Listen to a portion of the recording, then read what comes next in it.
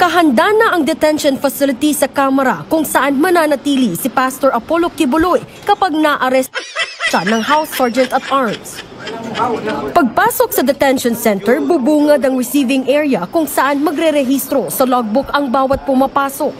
May mga CCTV, fully air-conditioned at may electric fan pa rito. Akala mo naman napakaganda ng features nila dito.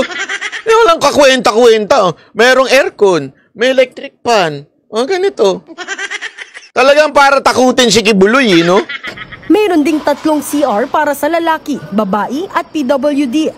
Sagot din ng Kamara ang pagkain 3 beses sa isang araw. Sa ngayon, mayroong 2 kwarto dito sa detention facility na ito bandang South Gate ng Batasang Pambansa. Pero kaya raw nilang mag-accommodate ng hanggang 8 katao. At dito nga sa likod ng glass window na ito, maaaring i-detain si Pastor Apollo Kibuloy. Grabe, no? Yung Kamara nagmamagaling na ngayon. Feeling nila, sila na yung lehislatura, sila pa rin yung judiciary, at sila na rin yung executive.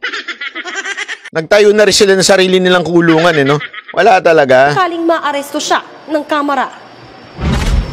Hindi na pinayagang makapasok ang media sa mga kwarto dahil may kasalukuyang nag-occupy ng isa sa mga ito. Papayagan namang gumamit ng cellphone ang mga detainee 30 minuto tuwing umaga at 30 minuto sa hapon.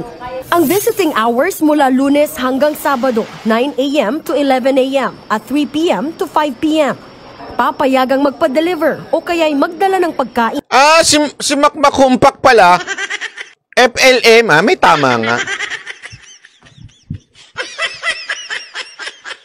FLM siya?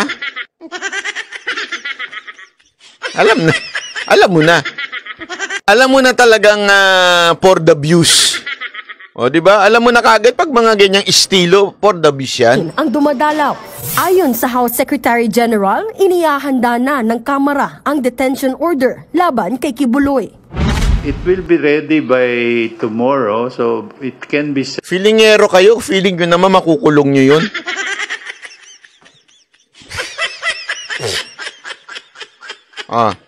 Pusta ko sa inyo, hindi nyo makukulong yung pakita-pakita pa kayo ng kulungan. Hindi nyo madadakip yun.